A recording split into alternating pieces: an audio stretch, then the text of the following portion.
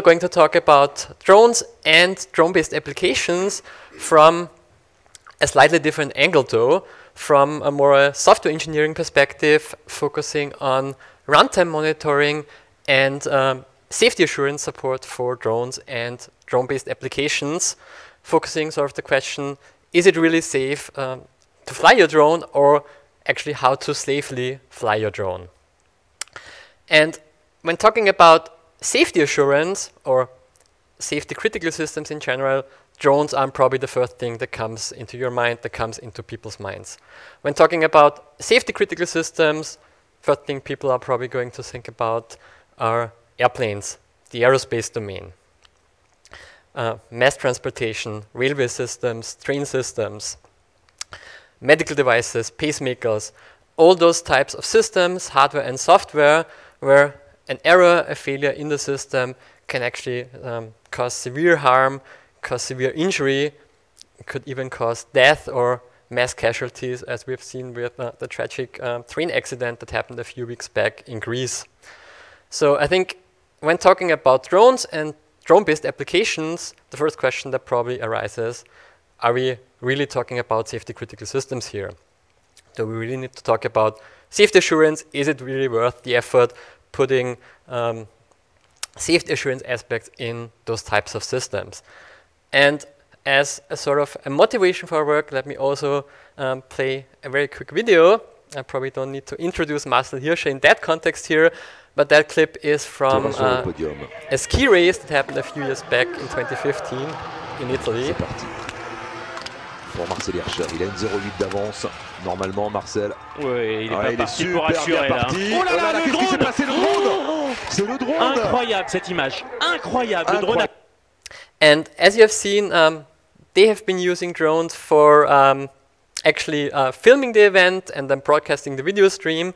And for some unknown reasons, one of the drones that were actually supposed to go on the left and right side of the racetrack while the skiers were going downhill, left its predefined path. It went onto the racetrack, and as you've seen, it almost hit Marcel Hirscher, missing him only by a few centimeters.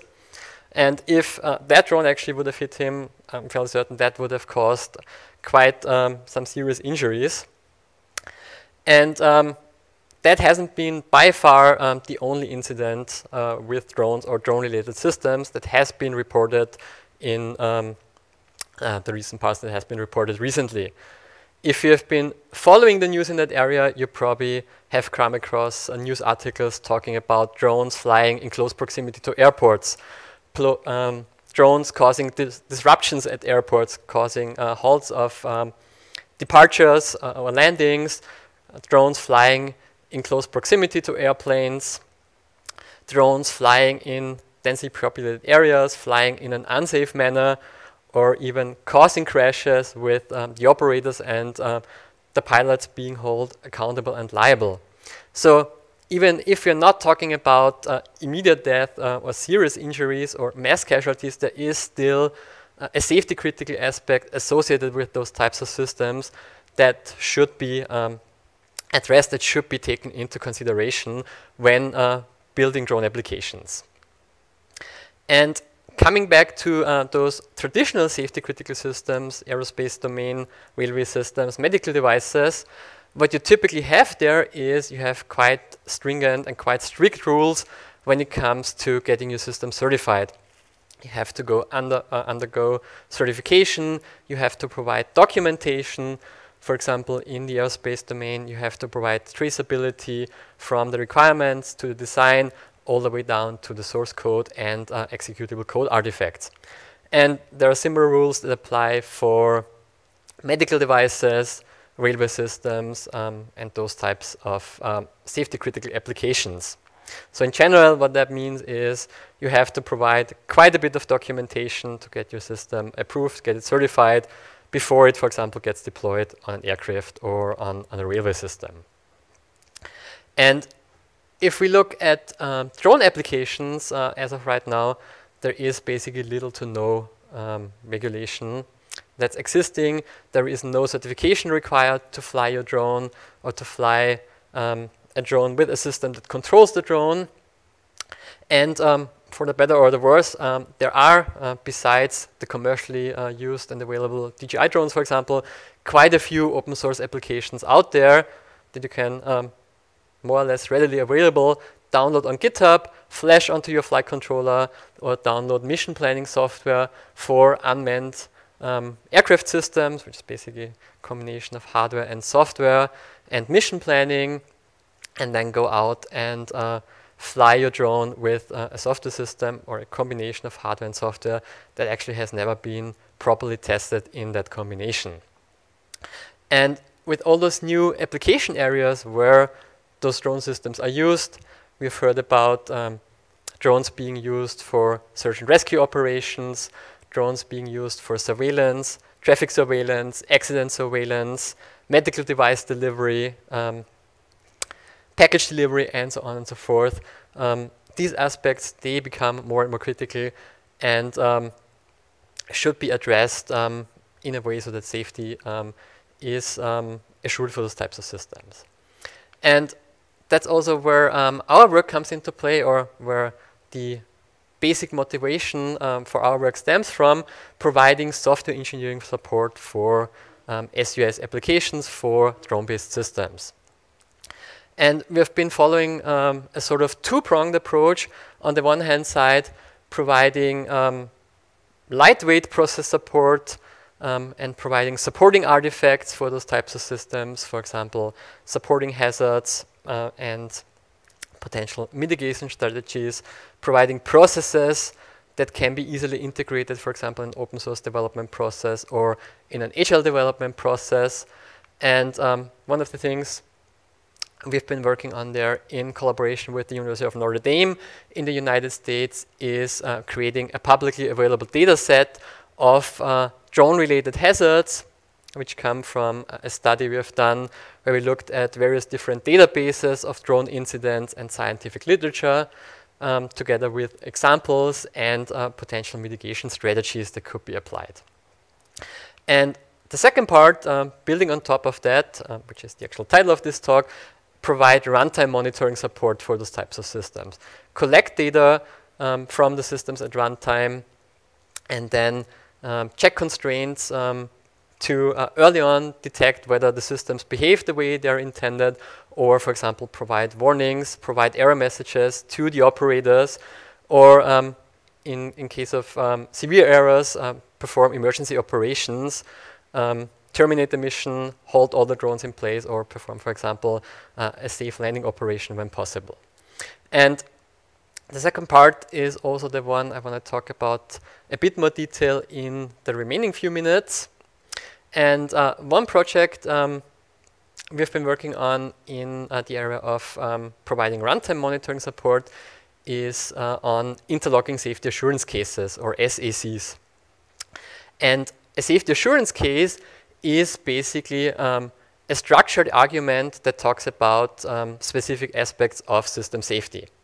Safety assurance cases are often used with traditional safety critical systems, for example, in the medical domain with medical devices, where you start from a sort of high-level hazard and then over multiple steps of refinement get to a lower level that can be actually addressed by, for example, test cases, by documentation, or by other supporting evidence that can be provided during and used during certification to ensure that the system is sufficiently safe.